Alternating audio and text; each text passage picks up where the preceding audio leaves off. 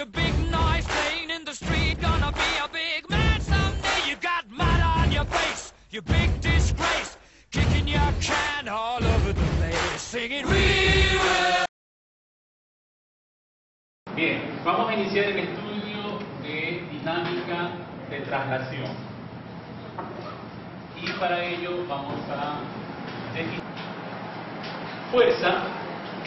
Uno asocia normalmente a un contacto cuando, por ejemplo, intenta arrastrar un bulto sobre una superficie.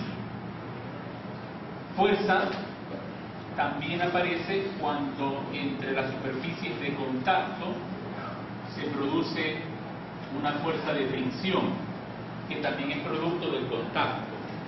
Pero no necesariamente las fuerzas son de contacto. Estas fuerzas pueden ser por interacción, por ejemplo, a distancia. Suponga que tenemos una piedra sostenida y de repente la soltamos o la liberamos. ¿Qué es lo que hace que esta piedra llegue a tierra? El campo gravitacional que genera esta alrededor de la Tierra va a inducir sobre ella una fuerza de origen gravitacional, ¿cierto? Entonces, de igual manera, este objeto, esta piedra, produce sobre la superficie terrestre una fuerza de dirección contraria, de igual magnitud. Entonces podemos ver que a pesar de que este objeto, la piedra, no está en contacto con ningún otro, en este caso la Tierra, existe una interacción. Si la palabra aquí clave es interacción. Cada vez que un objeto cambia su estado de movimiento, es decir, aumenta su velocidad, reduce su velocidad, o simplemente está en equilibrio, en reposo, o moviéndose con velocidad constante, es consecuencia de que hay interacción con otros cuerpos. Entonces vamos a mencionar el modelo estándar de la física, cuáles son esas 4 interacciones que son explicadas por dicho modelo. La primera interacción que explica este modelo estándar de la física es la interacción gravitacional, que era justamente la que justifica por qué un cuerpo cae hacia la Tierra. El peso es una de ellas, ¿no es cierto? O por qué los planetas giran alrededor del Sol o la Luna alrededor de la Tierra, también por una fuerza de origen gravitacional. Esta es la que explica las leyes de gravitación universal de Newton. Hay otra interacción también, pero a otra escala de energía, que tiene que ver con la propiedad, no de la masa, porque está examinada la masa, sino la carga eléctrica. Entonces, para cuando se examinan las cargas eléctricas y estas interactúan, se produce una interacción eléctrica. Por ejemplo, si hay dos cargas de tipo de naturaleza positiva, entonces entre ellas hay una fuerza eléctrica de repulsión, una fuerza eléctrica estática, ¿cierto?, que dependen de las cargas, de la distancia que separan, etc. En definitiva, cuando analizamos el comportamiento de unas partículas y éstas se aceleran o se frenan, es producto de que hay unas fuerzas de origen eléctrico. Y si esas cargas están en movimientos, aparece una fuerza magnética. Entonces, hay una interacción electromagnética, de acuerdo a la propiedad de la carga de un cuerpo, que se examinan por estas interacciones electromagnéticas, que son de magnitud, de intensidad mucho mayor que las de gravitacional. Existe una tercera clase de interacción, la interacción fuerte. Esta interacción fuerte es la que explica la estabilidad de la materia. Por ejemplo, ¿por qué es posible que se formen compuestos, enlaces químicos, moléculas? Es decir, explica la vida en realidad. Porque si ustedes tienen un átomo, su núcleo y las partículas que los orbitan, los electrones, por ejemplo, ¿no?, etcétera, y tenemos contiguo otro átomo, es decir, cerca otro átomo, un conjunto de átomos, examinamos el comportamiento, la interacción que existe entre estas partículas, que un conjunto de átomos formarían una molécula, ¿de acuerdo? Entonces, ¿Por qué hay la estabilidad? Porque entre ellos hay una interacción de origen residual, primero electromagnético. Ese origen de fuerza residual electromagnético hace que la materia puede ser constituida, es decir, un átomo puede estar enlazado con otro átomo. Esa fuerza residual se llama fuerza residual electromagnética, ¿ya? De igual forma, esa fuerza residual electromagnética hace que exista una estabilidad dentro del núcleo. Si yo tengo aquí el núcleo y examino dos cargas positivas y solo me concentro en las cargas positivas, la pregunta es ¿por qué estas cargas positivas no se repelen y no se desintegra el núcleo? No se desintegra el núcleo porque esta fuerza eléctrica que se vería de la escala de fuerzas eléctricas es mucho menos intenso que la fuerza fuerte o fuerza nuclear que hace que éstas se mantengan cohesionadas dentro del núcleo. Entonces aquí, dentro de este protón que constituye este elemento, hay otras partículas elementales llamados quarks. Y estos quarks tienen propiedades de cargas de color. Y estos quarks interaccionan con sus quarks vecinos de otros protones. Entonces, la relación que exista entre el quark de este protón con un quark de otro protón hace que exista, análogo como una fuerza residual electromagnética, una fuerza residual nuclear. Entonces, esta relación entre las fuerzas residuales nucleares hace que el núcleo se mantenga estable y no se desintegre la materia. Entonces, esto es lo que explica la estabilidad del núcleo.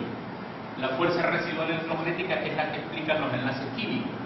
Y la última, la interacción débil, explica por qué hay ciertos elementos en la materia que son inestables, elementos radioactivos, como el yodo, el estroncio, son elementos radioactivos, el plutonio, todos los elementos radioactivos en la tabla periódica están permanentemente, en ese caso, emitiendo, si esta es la partícula, están emitiendo, emanando, ¿qué cosas?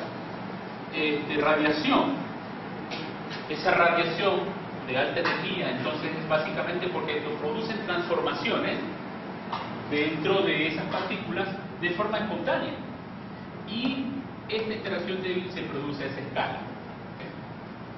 Entonces nosotros, aterrizando nuestro tema de dinámica, vamos en este curso de física a estar en la escala de las interacciones gravitacionales, ¿ya? Y vamos a trabajar sobre ellas formulando las 3 leyes de Newton. Entonces, ¿cuáles son esas leyes del movimiento? Las leyes de Newton. La primera ley, también llamada ley de inercia, ¿recuerdan? Que establece que sobre una partícula se mantendrá su estado de movimiento siempre que la fuerza resultante resulte equilibrada. Esto es, si yo sumo todas las fuerzas, por ejemplo en este caso tengo 3, la suma de las 3 fuerzas deberá estar equilibrada, o sea, sumar 0. Si eso se produce, si la sumatoria de las fuerzas es 0, si la fuerza neta es 0, entonces el sistema está en equilibrio. ¿Qué involucra que un sistema esté en equilibrio? Que puedan darse 2 condiciones. Una, que si estaba en reposo, permanecerá en reposo, y si estaba moviéndose con rapidez constante, mantendrá esa condición de movimiento de rapidez constante.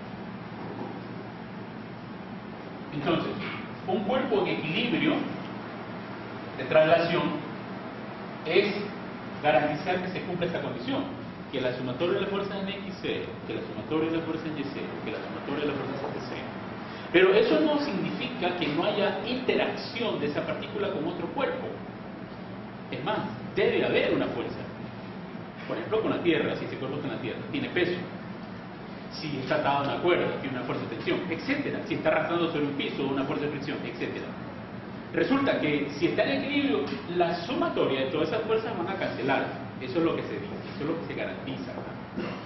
Pero no pensar en que si un cuerpo está en reposo es porque no hay fuerza que actúe allí. No hay fuerza neta, que es otra cosa. Pero que fuerza neta es sumatoria de todas las fuerzas que esa partícula interactúa con su entorno, ¿cierto? Entonces, eso es lo que dice la primera ley. Y lo del término inercia es porque una propiedad intrínseca de la materia, aquí o en la conchinchina, es decir, en la Tierra o fuera de ella, que esa propiedad trae consigo misma, no desaparece, ¿no? La lleva donde quiera que esté, que es que ese cuerpo se resiste a cambiar su estado de movimiento. Esa es la inercia, la propiedad que tiene la materia de resistirse a cambiar su estado de movimiento. Es decir, que si estaba en reposo y quiere sacárselo del reposo, se va a resistir. Ahora, la resistencia a eso va a ser mayor o menor en tanto en cuanto sea mucha materia o poca materia. ¿De acuerdo? Así mismo, si un vehículo venía moviéndose con velocidad constante y quiere detenérselo, pues va a presentar una inercia, una resistencia. Es como cuando venga un ferrocarril transportando con 5 o 6 vagones, por ejemplo, ¿no? Así venga a 30 kilómetros por hora, que para un vehículo, un auto, es baja velocidad. Pero si quiere detenerse ese ferrocarril, se requerirá una gran cantidad de energía o fuerza para detenerlo, por la cantidad de materia que trae, bueno, 5 o 10 vagones son muchas toneladas. Entonces ese vehículo ofrecerá una alta resistencia a cambiar de movimiento, o sea, una gran inercia. ¿Okay? La cuantificación de esta inercia es lo que se conoce como la masa. Entonces, la inercia es equivalente a la masa, solo que este término es para establecer la medida, la cuantificación de la inercia. Y esta masa, en el sistema internacional, viene expresada en kilogramos. También hay otras unidades de medidas que se utilizan, como por ejemplo en el sistema inglés, la libra, ¿no es cierto? Y recordar que un kilogramo es aproximadamente 2.2 litros. Bien, eso en cuanto a lo que se puede mencionar de la primera ley. Revisemos la definición de la segunda ley de Newton. La segunda ley de Newton, en cambio, expresa, a ver, sobre un cuerpo pueden estar actuando varias fuerzas, F1, F2, F3. Pero si todas estas fuerzas las reemplazamos por una sola, por la sumatoria de ellas, entonces resulta que ahora la suma de estas fuerzas, si no es cero, sino diferente de cero, la segunda ley dirá entonces, sobre este cuerpo se va a producir un cambio de su estado de movimiento. Que si está en reposo, va a dejar de estar en reposo, que si se está moviendo con una velocidad constante, esa velocidad va a aumentar o puede disminuir. Esto tiene una condición que debe ser revisada con detalle, con mucha precaución, que si esa fuerza es constante, es decir, si la sumatoria de las fuerzas siempre en el tiempo no cambia, la fuerza es constante, entonces esta fuerza obedece a que se produce un cambio en la cantidad de movimiento. Newton, fíjese usted, es el que entonces introduce el concepto de momentum, en latín, momentum, que significa cantidad de movimiento. No pierdan de vista que lo que estamos analizando es la dinámica translacional, por eso tanto esto será la cantidad de movimiento lineal. Como estamos embarcados en este tema de translación, casi nunca voy a estar diciendo lineal, porque se sobreentiende que es lineal. Pero cuando veamos dinámica rotacional, entonces ahí sí que habrá que decir, la segunda palabra es decir, movimiento angular, para diferenciarlo de este. Entonces la cantidad de movimiento lineal la definimos como P. Y P, que es el momento lineal, es el producto de la masa de la partícula por la velocidad de la partícula. Entonces, esto es un vector, una cantidad vectorial. ¿Qué unidades tiene? Bueno, la unidad de medida dentro del sistema internacional será la que corresponda a kilogramos por metro sobre segundo. Esas son las unidades de la cantidad de movimiento. Kilogramos, metros sobre segundo. Y como esto es una cantidad vectorial, la dirección del vector P va a ser la misma dirección del vector velocidad. ¿De acuerdo? Entonces, si se produce un cambio de esta cantidad de movimiento aplicando la primera derivada de P, esto será, ya que M se considera constante, ¿no? Si la masa es constante, entonces me toca derivar la velocidad exclusivamente con respecto al tiempo. Y de acuerdo a lo que hemos visto definido como aceleración, esto será m por a, porque la primera derivada de la velocidad es la aceleración. Entonces, una forma de escribir la segunda ley de Newton en términos de la cantidad de movimiento es que la fuerza neta, ¿no? Si llamamos esta fuerza neta, es el resultado de medir qué tan rápido cambia P, qué tan rápido cambia la cantidad de movimiento. ¿Okay? Esta es una forma. Otra forma de escribir la segunda ley de Newton es indicar que esta fuerza es el resultado del producto de la masa por la aceleración. Esa es otra forma de escribir la segunda ley de Newton. ¿De acuerdo? Y todas las condiciones que me indique esta ecuación vectorial, porque esta es una expresión vectorial, cualquiera de ellas que utilice. ¿Okay? Vamos entonces a hablar de las unidades de medida que se utilizan para la fuerza. Por ejemplo, de aquí, si la masa está en kilogramos y la aceleración en metros sobre segundo cuadrado, esta será kilogramos metro segundo cuadrado. Vamos a definir entonces a un kilogramo metro segundo cuadrado como un Newton, como unidad de medida internacional de la cantidad física fuerza. Aplicación de esta segunda ley de Newton. Justamente cuando hablamos de este objeto, una piedra que caía libremente hacia la Tierra, y examinamos la fuerza que la Tierra ejerce sobre ella, es una fuerza F, medida como la masa por la aceleración gravitacional. Y si esta piedra está muy cerca a la Tierra, donde la aceleración, cuando este cuerpo tiene caída libre, es aproximadamente constante y de valor en magnitud 9.8 metros sobre segundo cuadrado, o sea que esto vale G, digamos, la gravedad. Entonces resulta que esta fuerza es la masa por la gravedad. Y ese producto de la masa por gravedad es lo que se conoce como peso. Es decir, el peso de la partícula es el producto de la masa de la partícula por la aceleración gravitacional en ese sitio. Entonces, esta es una definición deducida de la segunda ley, el peso. Por lo tanto, hay que diferenciar que el peso y la masa son dos cosas distintas.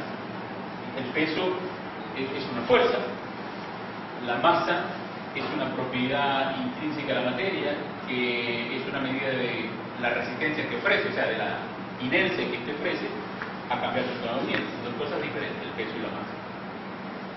Bien, y por último, vamos a definir la tercera ley. ¿Okay? Vamos en el lado de acá a describir qué es lo que enuncia la tercera ley. Conocida como acción y reacción, la tercera ley, pero fíjense que es una de las tres leyes que siempre causa dificultad en aplicarla, por lo tanto, en entenderla. Entonces, prestar atención. Tercera ley, acción-reacción.